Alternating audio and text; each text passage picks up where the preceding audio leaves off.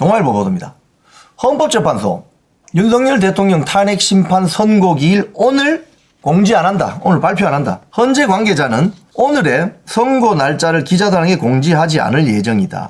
내일 헌법재판관 전원이 참석하는 평일을 열어서 또 논의를 이어갈 것이다. 통상 헌재는 탄핵 심판 선고 나기 이틀에서 3일 전에 당사자들, 재판 당사자들에게 알려주고 출입기자들에게 알려왔습니다. 또 경찰에도 알리죠. 왜냐? 특히 윤석열 대통령 탄핵 심판 선고 날짜가 정해지면 가장 먼저 알리는 게 아마 경찰일 겁니다. 헌법재판소 주변에 불미스러운 일이 벌어지면 안 되니까 경찰 경력을 강화한다든지 여러 시설물 설치, 그러면 소문 당나게 돼 있거든요. 경찰 쪽으로 정보가 들어가면 금방 소문 나죠. 자, 그래서 오늘 쉽게 이야기하면 선고를 안 한다. 그럼 어떻게 되느냐 보십시오. 오늘이 19일이잖아요. 19일. 오늘 선고기를 예정을 안 했기 때문에 21일 금요일은 이제 불가능하죠. 거의 불가능합니다. 제가 완벽하게 불가능하다고 하진 않겠습니다. 21일 금요일 날 선고는 힘듭니다.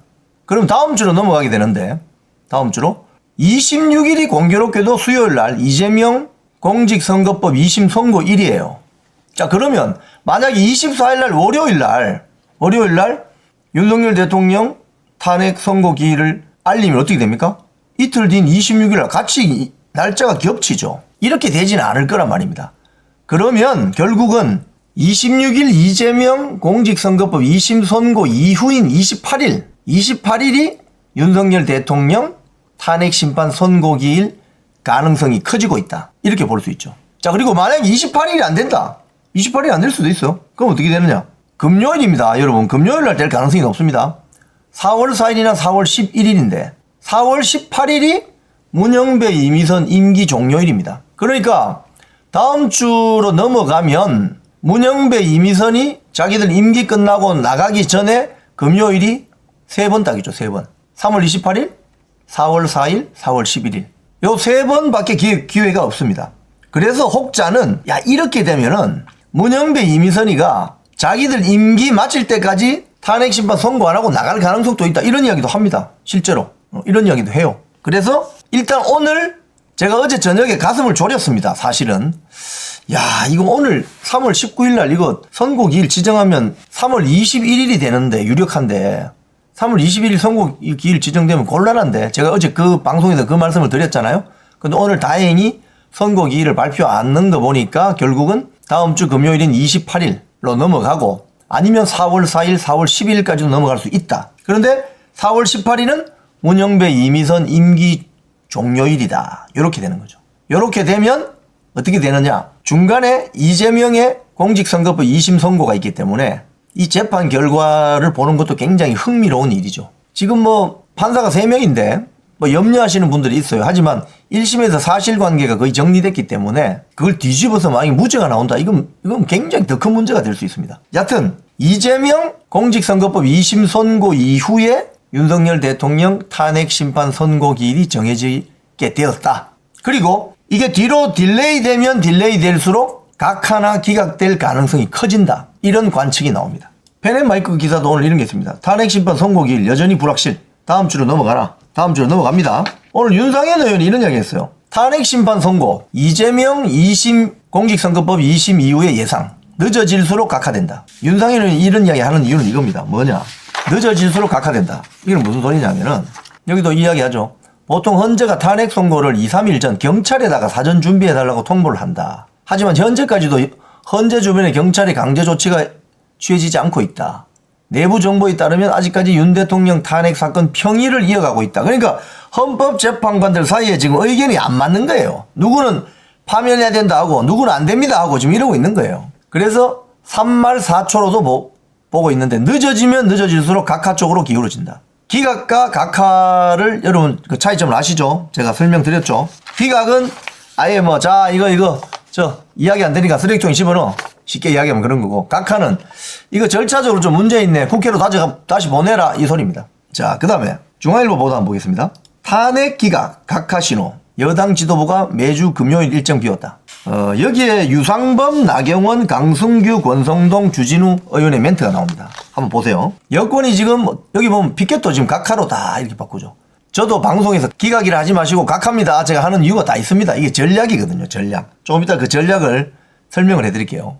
자, 여권의 탄핵 기각 또는 각하 기대감이 덩달아 커지고 있다. 검사 출신인 국민의힘 법사위 간사 유상범 뭐라고 하느냐. 6명의 재판관이 의견 일치를 봤다면 바로 결정할 수 있는 상황인데도 결정이 미뤄진다는 것은 의견 일치가 이루어지지 않았다. 현 상황이라면 적어도 기각이나 각하될 수밖에 없는 구조다. 판사 출신인 오선 나경원 의원도 선고가 예상보다 지연되는 것은 논의해야 할 쟁점이 많다는 것이고 합치된 의견보다는 재판관 사이에 다른 법률적 견해가 표출되는 것이다. 대통령실 수석비서 시민사회 수석 강성교 의원도 재판관들 사이에 격렬한 논의가 있는 것으로 보인다. 탄핵은 당연히 각하돼야 한다고 본다. 또 이런 이야기도 있습니다. 권성동 원내대표 저희가 희망하는 건 탄핵 기각이나 각하다. 민주당이 갑자기 선동적인 언어를 사용해서 40여 임명을 강요하는 것이 헌재로부터 어떤 정보를 입수한 것이 아닌가 그렇게 추측한다. 어떤 정보를 입수했겠죠. 그 안에 지금 안테나들이 있잖아요. 헌재 재판 결과에 대해 여러 설이 돌고 있지만 국민의힘이 입수한 정보는 없다. 금요일 외부 일정을 잡고 있지 않다. 헌재 재판관 안에 민주당 안테나들 많잖아요. 우리 법 연구에. 신랑이 다 변호사고 이런 연결되는 다 알잖아요, 우리. 그죠? 그러니까 이게 이거 분위기 심각하다. 이러니까 지금 이재명, 박찬대 난리 난 거예요, 지금. 자, 여기 보시면은 중앙일보가 이거 정리를 잘 해놨는데 탄핵 반대파가 탄핵 기각에서 각하로 급선회 한 이유 재판관별로 계산이 깔렸다. 어떤 계산일까? 지금 이 나경원 의원 같은 이런 분들이 지금 역할을 많이 하는 것 같아요. 안테나가 좋아요, 안테나가. 자, 여기 보시면은 당초 기각에서 각하로 선회했다. 기각은 뭐냐? 그럼 기각론은 윤 대통령 탄핵 심판 청구율을 따져보고 청구인 측 패소로 판결해야 된다. 그러니까 국회가 패소하는 거죠. 국회가. 그러니까 국회 소추단장 정청래도 문제 생기고 국회가 지금 패소하는 거예요. 그러니까 기각시키지 말고 각하시키면 어떻게 되느냐. 각하시키면은 국회가 덜 창피해집니다. 쉽게 이야기하면. 각하가 되면 국회 탄핵 소추 자체가 헌법상 소추 요건에 맞는지 국회 의결 절차가 적법했는지 등 법적 절차적 요건을 제대로 갖추지 못해서 심판 자체가 불성립하기 때문에 가지고 가세요 국회로 이렇게 되는 거예요. 그러니까 헌법재판소도 명분이 생기는 거죠. 자, 그래서 각하 전술로 가는 것은 국민의힘 내부에 이제 탄핵 반대파 국민의힘 의원들 전략이 이렇게 변한 이유는 윤석열 대통령이 석방되고 나서부터 이런 작전의 변화가 왔다는 거예요. 즉 헌재도 명분을 가지고 국회 탄핵 소추단도 아예 이야기가 안 돼서 쓰레기통으로 집어넣는 게 아니라 좀 더 검토하세요라고 받아보면 어느 정도 양보가 된다 이거죠. 그래서 탄핵 심판의 절차적 흠결 문제를 부각하려는 것이다. 그런 이야기입니다. 지금 이제 이렇게 되면은 국민의힘 등 이제 보수파 진영의 작전은 그럼 뭐냐? 중앙일보 이렇게 봅니다. 인용 대 기각 플러스 각하로 전장이 확대됐다. 보수 진영의 시나리오는 뭘까?